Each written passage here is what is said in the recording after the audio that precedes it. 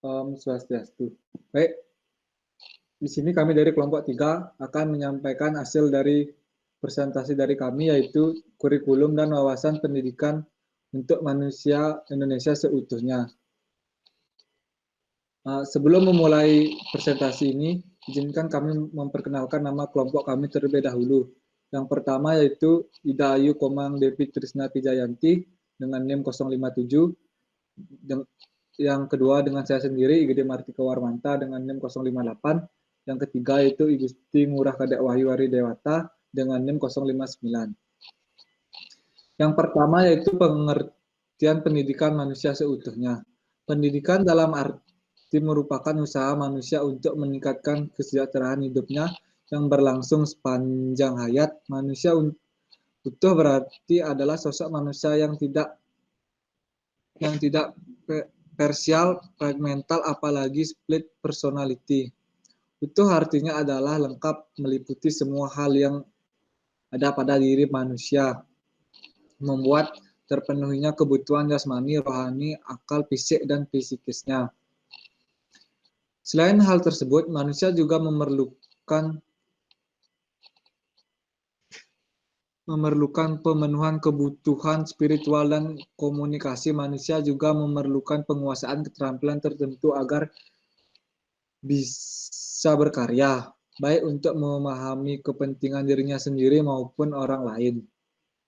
Tidak semua kebutuhan itu harus dapat dipenuhi secara seimbang, tidak boleh sebagian saja dipenuhi dengan meninggalkan kebutuhan yang lain.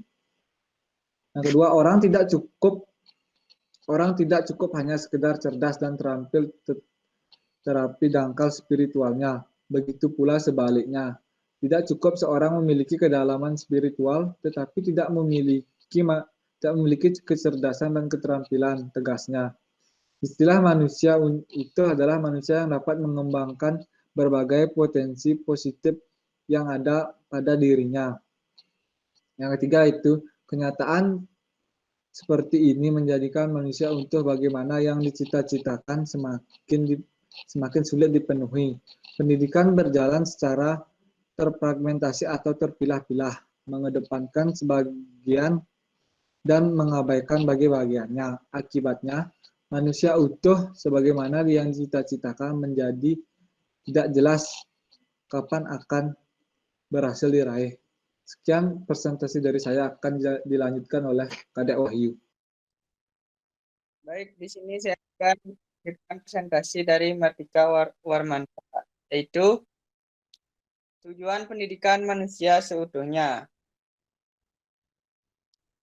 Yang pertama, tujuan harus dapat menciptakan perkembangan yang lebih baik daripada kondisi yang sudah ada. Yang kedua, tujuan untuk pendidikan manusia seutuhnya dengan kodrat dan hakikatnya, yakni seluruh aspek pembawaannya seoptimal mungkin.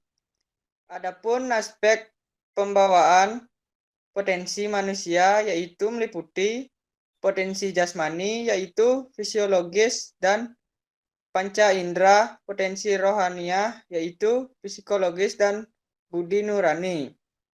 Yang ketiga, dengan mengembangkan potensi-potensi tersebut dengan sikap positif dan mendasarkan mencapai kesinambungan.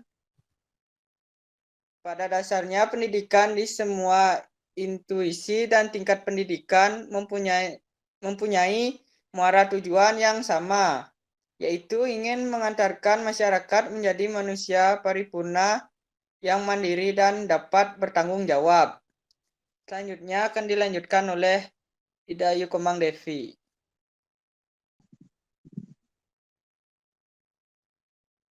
Baik, di sini saya akan melanjutkan presentasi dari Ngurah Kade Wahyu, yaitu prinsip pendidikan manusia seutuhnya.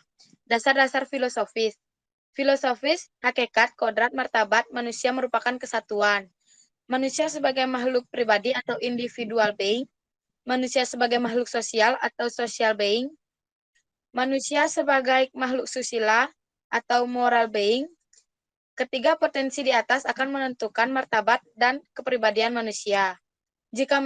jika ketiga potensi itu dilaksanakan secara seimbang, maka akan terjadi kesinambungan. Yang kedua ada dasar-dasar psikofisis. Merupakan dasar-dasar kejiwaan dan kejasmanian manusia. Realitas psikofisis manusia menunjukkan bahwa pribadi manusia merupakan kesatuan antara potensi-potensi dan kesadaran rohaniah, baik dari segi psikis, rasa, karya, cipta, dan budi nurani. Yang terakhir ada dasar-dasar sosial budaya. Meskipun manusia adalah makhluk ciptaan Tuhan, namun manusia memiliki nilai sosio budaya sendiri. Inilah segi-segi budaya bangsa dan sosio-psikologis manusia. Dasar-dasar segi sosio budaya bangsa mencakup tata nilai warisan budaya bangsa seperti nilai keutuhan, musyawarah, gotong royong, dan tenggang rasa yang dijadikan sebagai filsafat hidup rakyat. Nilai-nilai filsafat negara yakni Pancasila, nilai-nilai budaya nasional, adat istiadat, dan lain-lain.